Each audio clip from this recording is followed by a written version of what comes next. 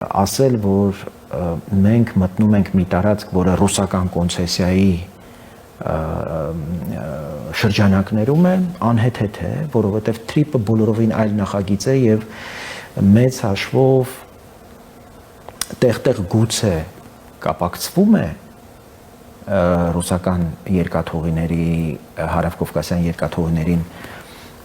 երկաթուղիների տարբեր հատվածներում, բայց կոնկրետ այդ 43 կիլոմետրը որևէ առնչություն չի կարող ունենալ ռուսական կոնցեսիայի հետ։ Եվ ես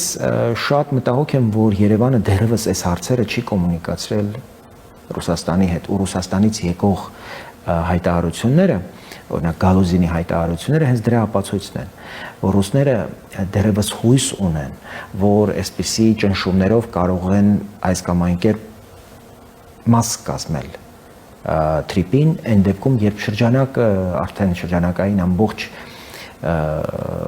փաստաթուղթը հրապարակվել է, մասնակիցների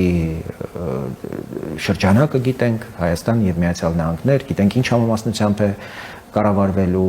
ով ինչ դերակատարություն է ունենալու, եւ սա խոսում է այն մասին, որ Ռուսաստանը դեռ հույս ունի, որ ձեռք բերված պայմանավորվածությունները կմնան բացառապես հայտարարության մակարդակի եւ դրանք հնարավոր չի լինի կյանքի կոչել։